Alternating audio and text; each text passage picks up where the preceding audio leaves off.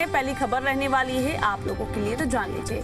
पूर्व प्रधानमंत्री और भारत रत्न अटल बिहारी वाजपेयी की पुण्यतिथि के मौके पर दिल्ली सरकार अटल कैंटीन योजना को और विस्तार देने की तैयारी में है। सरकार की योजना के तहत राजधानी में 25 नई अटल कैंटीन शुरू की जाएंगी।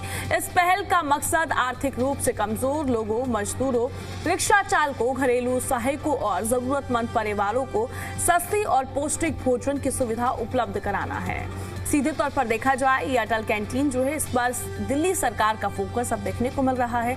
अटल कैंटीन में जरूरतमंद लोगों को महज 5 रुपए में भरपेट भोजन दिया जाता है।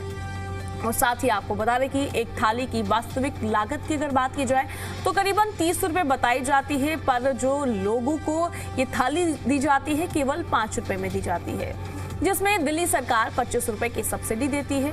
थाली में दाल, चावल, रोटी और सब्जी जैसी भोजन शामिल होते हैं। दिल्ली सरकार का यहाँ पर आखिर लक्ष्य है क्या, ये भी जान लेते हैं। देखिए, अब दिल्ली सरकार का जो लक्ष्य है वह है राजधानी में अटल कैंटीन की संख्या बढ़ाकर 100 करने का है। पहले चरणों में नई कैंटीन शुरू किए जाने के बाद इनकी संख्या में लगातार इजाफा हो रहा है।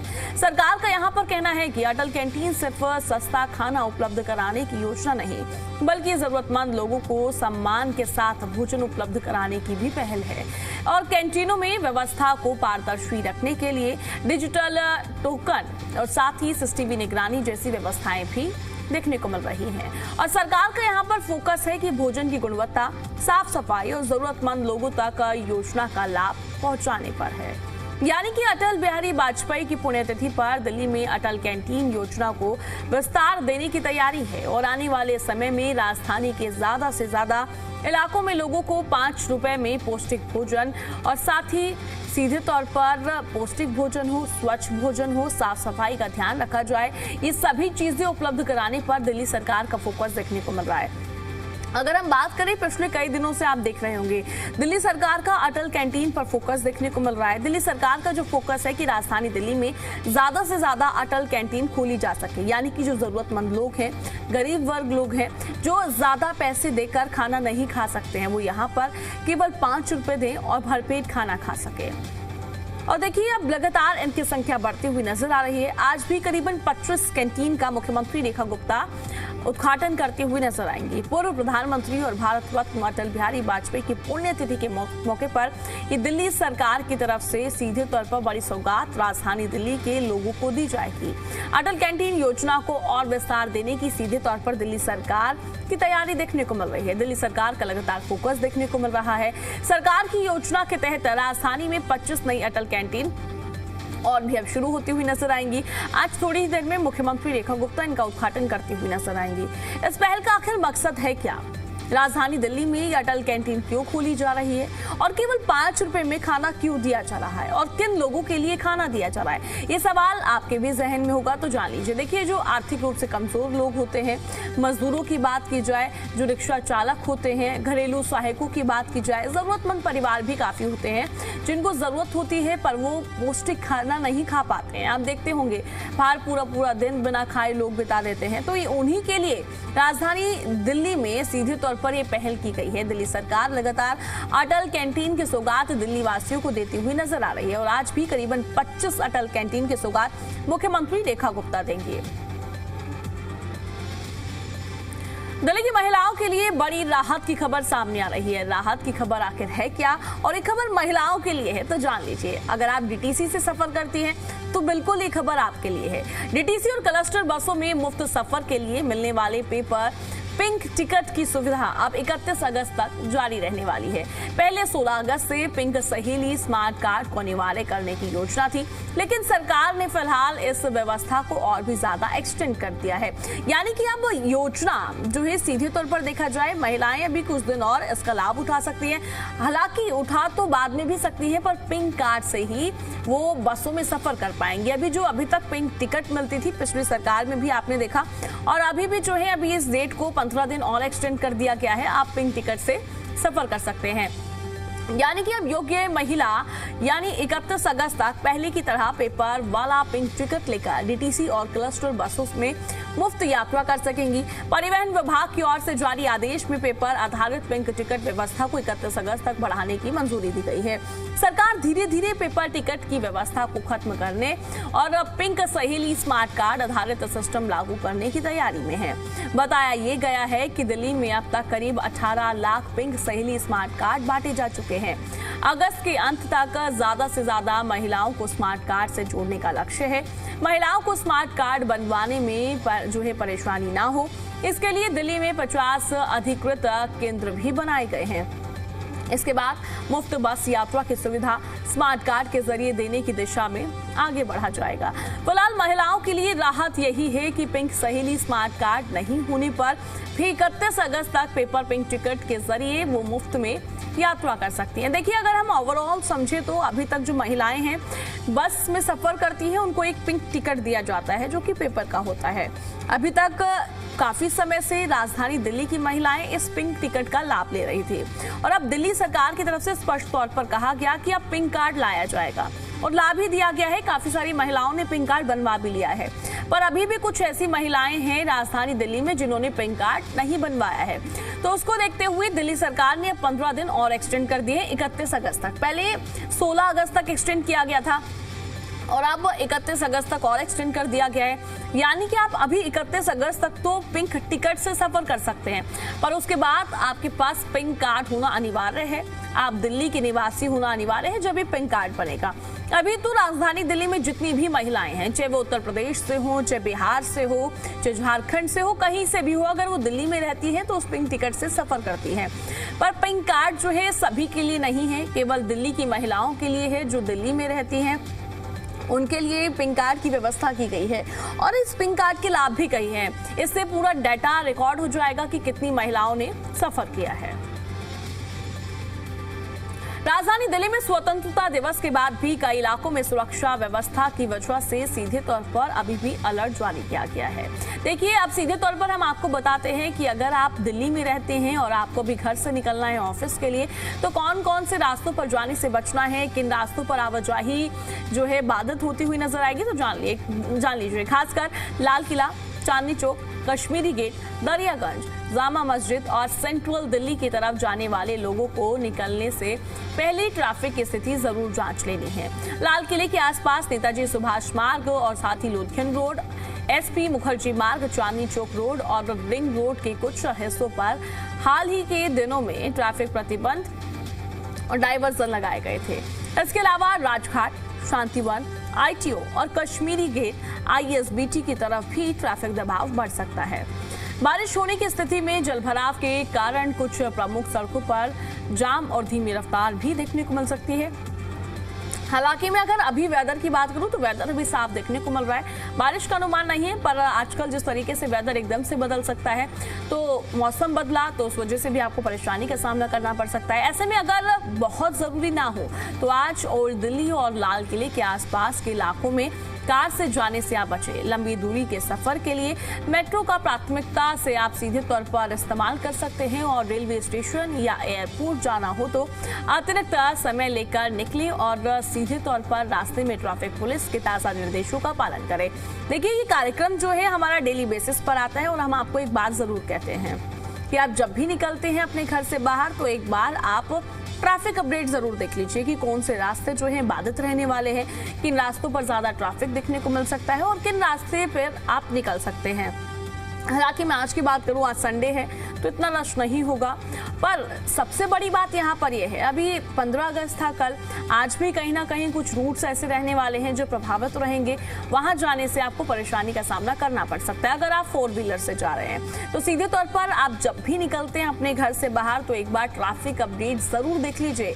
क्या ये रास्ते नॉर्मल रहने वाले हैं, यहाँ पर कोई डायवर्जन तो लागू नहीं है, यहाँ पर कोई ट्रैफिक तो नहीं रहने वाला है और मौसम क्या कह रहा है, ये सभी चीजों पर भी ध्यान से देखें। अब इसी के साथ हम खबरों में आगे बढ़ते हैं और आगे की भी अपडेट्स आपको दे देते हैं। देखिए, दिल्ली में आने वाले 20 सालों में परिवहन व्यवस्था का पूरा स्वरूप बदलने की तैयारी है। मास्टर प्लान 2047 में राजधानी की ट्रांसपोर्ट व्यवस्था को व्हीकल फर्स्ट से पीपल फर्स्ट बनाने पर जोर दिया गया है। यानी कि सड़कों और परिवहन की योजना अब सिर्फ कार और दूसरे निजी वाहनों को ध्यान में रखकर नहीं बल्कि पैदल यात्रियों, साइकिल चालकों और साथ ही सार्वजनिक परिवहन का इस्तेमाल करने पर देखने को मिल रहा है। सीधे तौर पर फोकस और इस्तेमाल करने वाले आम लोगों को केंद्र में रखकर तैयार की जाएगी। मास्टर प्लान के मुताबिक दिल्ली में पैदल यात्रियों और सीधे तौर पर आपको बता दें कि साइकिल चालकों के लिए सुरक्षित और सुविधाजनक बुनियादी ढांचा विकसित किया जाएगा। कोशिश होगी कि कोई व्यक्ति घर से निकलने के बाद पैदल या फिर साइकिल से आसानी से मेट्रो, बस या फिर RRTS तक पहुंच सके। ये सीधे तौर पर पहल की जा रही है, कोशिश की जा रही है। वहां से उतरने के बाद भी अंतिम मंजिल तक पहुंचने के लिए उसे निजी कार या फिर बाइक की जरूरत ना पड़े। इसी व्यवस्था को लास्ट माइल कनेक्टिविटी के जरिए मजबूत करने का फोकस किया जा रहा है, जिससे अगर लोग निकलते हैं तो उनको परेशानी का सामना ना करना पड़े और कोई भी असुविधा का सामना उनको ना करना पड़े। इसका दिल्ली सरकार का इस पर फोकस रहने वाला है। और मेट्रो, बस, रेलवे और सीधे तौर पर आपको बता दें कि एक नेटवर्क का हिस्सा रहने वाले हैं। दिल्ली की परिवहन व्यवस्था में मल्टी मॉडल इंटीग्रेशन को बड़ा आधार बनाया गया है। मेट्रो, RRTS, रेलवे, साथ ही रिंग रेल और बस टर्मिनल को आपस में इस तरह जोड़ा जाएगा कि यात्रा एक साधन से दूसरे साधन तक आसानी से पहुंच सके। हर मेट्रो स्टेशन के करीब 500 मीटर के दायरे में पैदल यात्रियों के लिए चौड़े फुटपाथ, खुले प्लाजा और वेंडिंग जोन विकसित करने की योजना है। यहाँ बस स्टॉप, सार्वजनिक शौचालय और पेयजल और बैठने जैसी सुविधाएं भी उपलब्ध कराने पर जोर दिया जा रहा है। साइकिल चालकों के लिए अलग और सुरक्षित रास्ते होंगे। मेट्रो और बस स्टेशनों के आसपास ऑटो, ई रिक्शा और टैक्सी के लिए भी व्यवस्थित स्टैंड बनाए जाएंगे। यानी कि अगर हम ओवरऑल देखें तो ये जो पहल की जा रही है यात्रियों के लिए की जा रही है। यात्रियों को स्टेशन से बाहर निकलने पर उनको आसानी हो, किसी भी चीज से परेशानी का सामना ना करना पड़े, साधन आराम से मिल जाए। मास्टर प्लान के तहत ऐसी करीब 81 योजनाएं तैयार होने की बात कही गई है और बुजुर्गों और साथ ही दिव्यांगों के लिए खास व्यवस्था भी की गई है। लास्ट माइल कनेक्टिविटी का सीधे तौर पर अगर देखा जाए तो इस पर फोकस किया जा रहा है। पूरे मॉडल पर सिर्फ सामान्य यात्रियों को ध्यान में रखकर इस पूरे मॉडल पर कार्य किया जा रहा है। इसमें बुजुर्गों की बात की जाए, बच्चों की बात की जाए, गर्भवती में महिलाओं की बात करूं, दिव्यांग लोगों की बात करूं, तो ये जो पहल की जा रही है सभी लोगों को ध्यान में रखते हुए की जा रही है। उद्देश्य होगा कि सार्वजनिक परिवहन का इस्तेमाल हर वर्ग के लिए आसान और सुरक्षित बनाया जा सके। बड़े ट्रांजिट हब बनेंगे। परिवहन जो है सीधे तौर पर केंद्र रहने वाला है। दिल्ली में बनने वाले ट्रांजिट स्टेशन और मल्टी मॉडल ट्रांजिट हब यानी कि MMTH में कई परिवहन साधनों को एक साथ जोड़ने की योजना है। आनंद विहार, कड़कड़डुमा, कश्मीरी गेट, निजामुद्दीन सराय काले खां जैसे इलाकों को इसी मॉडल पर विकसित करने का प्रस्ताव है।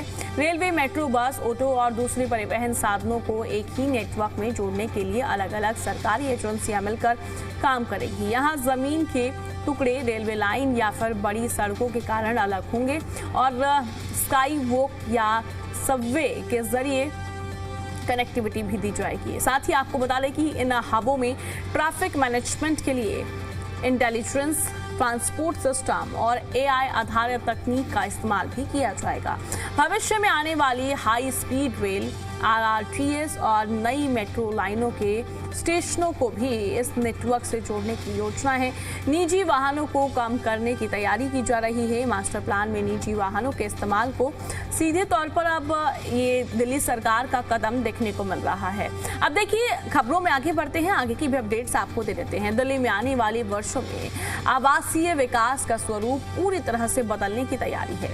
मास्टर प्लान 2047 में राजधानी के लिए ऐसी शहरी आवास नीति का खाका तैयार किया गया है, जिसमें सिर्फ नए मकान बनाने पर ही नहीं बल्कि हाई डेंसिटी कॉरिडोर, किफायती आवास और किराए के मकान, EWS आवास और झुग्गी पुनर्वास और ग्रामीण क्षेत्रों के संतुलित विकास पर भी जोर देने का कार्य किया जा रहा है।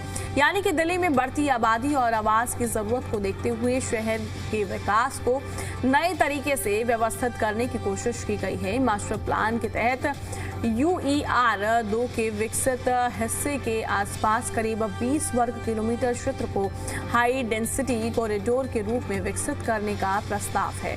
यहाँ सामान्य आवासीय कॉलोनियों के बजाय मिश्रित विकास को बढ़ावा दिया जाएगा। आवासीय परियोजनाओं के साथ कमर्शियल गतिविधियां, वेयर हाउसिंग और लॉजिस्टिक्स जैसी सुविधाएं भी विकसित की जाएंगी। ऐसे एक ही क्षेत्र में रहने, काम करने और व्यावसायिक गतिविधियों के लिए सुविधाएं उपलब्ध कराने का लक्ष्य है। हालांकि हाई डेंसिटी वाले इलाकों में बड़ी संख्या में लोगों के रहने की संभावना को देखते हुए बुनियादी सुविधाओं को मजबूत करना भी बड़ी चुनौती होगी। सड़कों के साथ साथ सार्वजनिक परिवहन, पानी की सप्लाई, सीवर ड्रेनेज और बिजली जैसी सुविधाओं का विस्तार करना जरूरी होगा। भविष्य में यूईआर के दूसरे विकसित होने वाले हिस्सों में भी इसी तरह के प्रावधान लागू किए जाने की संभावना है।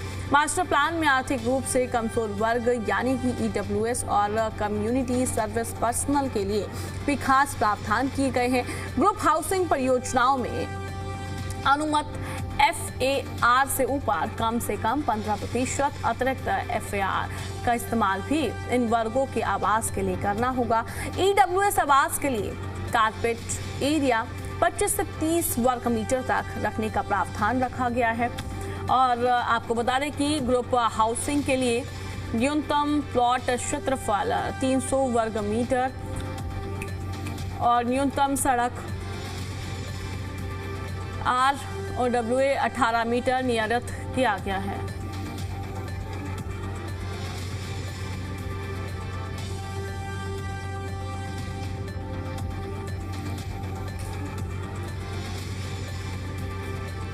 देश भर में मानसून एक बार फिर पूरी तरीके से एक्टिव नजर आ रहा है। कई राज्यों में रुक रुक कर बारिश का दौर जारी है, तो कई इलाकों में आज मौसम अचानक करवट ले सकता है।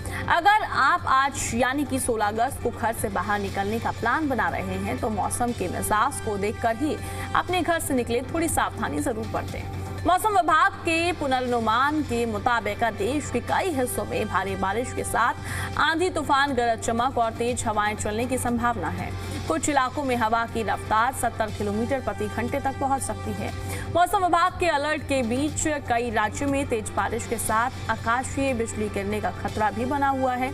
कुछ जगहों पर ओलावृष्टि की संभावना से भी इनकार नहीं किया गया। ऐसे मौसम में खेतों में खड़ी फसलों को नुकसान पहुंच सकता है। वहीं तेज हवाओं के कारण पेड़ और बिजली के खंभे गिरने जैसी घटनाएं भी बढ़ सकती हैं। IMD की सामान्य सुरक्षा सलाह के मुताबिक आंधी, तूफान और बिजली चमकने के दौरान लोगों को खुले मैदान, पेड़ों और जलभराव वाले क्षेत्रों से थोड़ी दूरी बनाए रखनी है।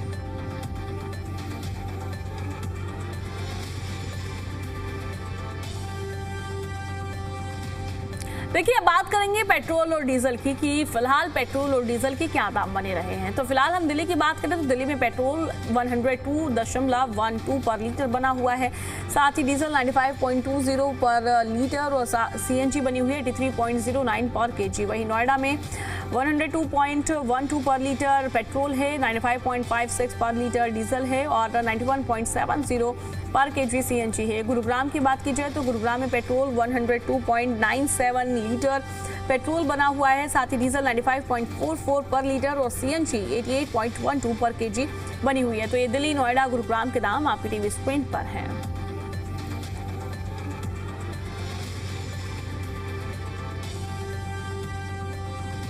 देखिए, सोने और चांदी के दाम अगर आप जानना चाहते हैं, क्योंकि पिछले कई दिनों से इन दामों में फ्लक्चुएशन देखने को मिल रहा है। कभी ये दाम बढ़ रहे हैं, कभी ये दाम घट रहे हैं। हालांकि आज कितने दाम बने हुए हैं ये भी जान लीजिए। सोने के भाव की बात की जाए तो 1,55,145 प्रति 10 ग्राम 24 कैरेट सोना बना हुआ है। वहीं चांदी के भाव की बात की जाए तो 2,50,000 प्रति किलो चांदी बनी हुई है। तो सोने और चांदी दोनों के दाम आपकी टीवी स्क्रीन पर है। हालांकि आज जो है चांदी के दामों में हल्की वृद्धि देखने को मिली है और सोने के दामों में भी हल्की वृद्धि देखी गई है।